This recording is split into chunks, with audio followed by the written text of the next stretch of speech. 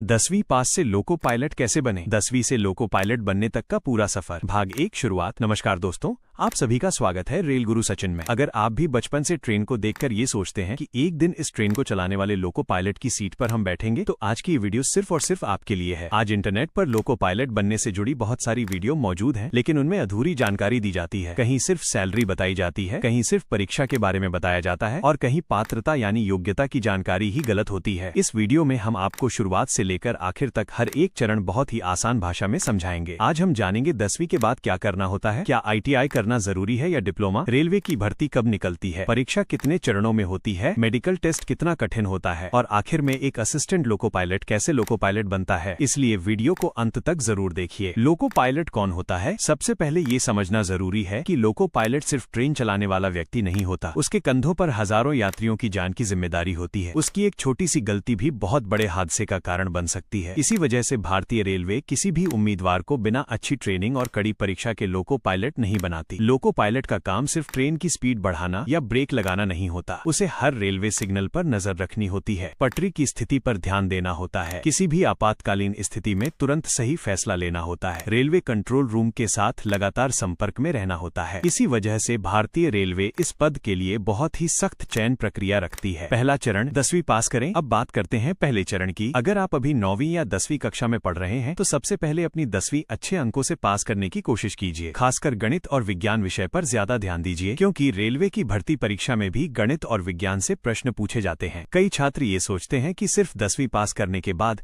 सीधे loco pilot बन जाएंगे, लेकिन ऐसा बिल्कुल नहीं होता। 10वीं के बाद भी एक महत्वपूर्ण तकनीकी योग्यता पूरी करनी होती है। दूसरा चरण -ITI या डिप्लोमा। 10वीं पास करने के बाद आपके सामने दो बड़े विकल्प होते हैं। पहला ITI, दूसरा इंजीनियरिंग डिप्लोमा। बहुत से छात्र electrician, fitter, electronics mechanic, wireman, mechanic diesel जैसी तकनीकी ट्रेड से ITI करते हैं। वहीं कुछ छात्र मैकेनिकल, इलेक्ट्रिकल या इलेक्ट्रॉनिक्स इंजीनियरिंग में डिप्लोमा करते हैं। रेलवे की असिस्टेंट लोको पायलट ALP भर्ती में हर बार आधिकारिक अधिसूचना के अंदर योग्य ट्रेडों की सूची दी जाती है, इसलिए आवेदन करने से पहले नवीनतम अधिसूचना को ध्यान से जरूर पढ़ना चाहिए। अगर आपका सपना सिर्फ लोको पायलट बनना है तो ITI भी एक अच्छा विकल्प हो सकता है, और अगर आप आगे इंजीनियरिंग क्षेत्र में भी करियर बनाना चाहते हैं तो डिप्लोमा भी एक अच्छा रास्ता है। तीसरा चरण -RRB ALP भर्ती। अब मान लीजिए कि आपने ITI या डिप्लोमा पूरा कर लिया। अब आपको रेलवे भर्ती बोर्ड RRB द्वारा निकाली जाने वाली असिस्टेंट लोको पायलट ALP भर्ती का इंतजार करना होगा। जब भर्ती की अधिसूचना जारी होती है तब ऑनलाइन आवेदन करना होता है। आवेदन भरते समय बहुत सावधानी रखनी होती है। नाम, जन्म तिथि, श्रेणी, शैक्षणिक योग्यता, हर जानकारी बिल्कुल सही भरनी चाहिए, क्योंकि एक छोटी सी गलती भी आगे चलकर बड़ी परेशानी बन सकती है। इसलिए आवेदन करने से पहले पूरी अधिसूचना ध्यान से पढ़ना बहुत जरूरी होता है। चौथा चरण -CBT। एक परीक्षा फॉर्म भरने के बाद सबसे पहले CBT एक परीक्षा होती है। यह एक कंप्यूटर आधारित परीक्षा होती है। इसमें सामान्यतः गणित, रीजनिंग, सामान्य विज्ञान और सामान्य ज्ञान से प्रश्न पूछे जाते हैं। बहुत से छात्र इस परीक्षा को आसान समझकर पर्याप्त तैयारी नहीं करते, लेकिन सच ये है कि अगर आपने 10वीं स्तर की गणित और विज्ञान अच्छी तरह पढ़ी है और रोज अभ्यास करते हैं तो इस परीक्षा को आसानी से पास किया जा सकता है। इस परीक्षा में समय प्रबंधन बहुत महत्वपूर्ण होता है, क्योंकि परीक्षा में हर सेकंड की कीमत होती है, इसलिए नियमित रूप से मॉक टेस्ट देना बहुत जरूरी है। CBT 2 क्या होता है? अगर आप CBT एक सफलतापूर्वक पास कर लेते हैं तो अगला चरण CBT 2 होता है। यह परीक्षा पहले चरण से थोड़ी कठिन होती है। इसमें आपके तकनीकी ज्ञान की भी जांच की जाती है। यही वो चरण है जहां बहुत सारे उम्मीदवार बाहर हो जाते हैं, इसलिए ITI या डिप्लोमा के विषयों की अच्छी तैयारी करना बहुत जरूरी होता है। अगर आप रोज थोड़ा थोड़ा पढ़ेंगे, नियमित अभ्यास करेंगे और पिछले वर्षों के प्रश्न हल करेंगे तो चयन होने की संभावना काफी बढ़ जाती है। दोस्तों, अभी तक आपने लोको पायलट बनने की यात्रा का पहला और सबसे महत्वपूर्ण भाग जाना। भाग 2 में हम जानेंगे CBAT क्या होता है, मेडिकल टेस्ट में आंखों की जांच कैसे होती है, ट्रेनिंग कितने दिनों की होती है, असिस्टेंट लोको पायलट की ड्यूटी कैसी होती है, सैलरी कितनी मिलती है और प्रमोशन के बाद एक असिस्टेंट लोको पायलट कैसे बनता है। अगर आपको ये जानकारी पसंद आई हो तो वीडियो को लाइक जरूर करें और रेल गुरु सचिन को सब्सक्राइब करना बिल्कुल न भूलें। मिलते हैं भाग 2 में।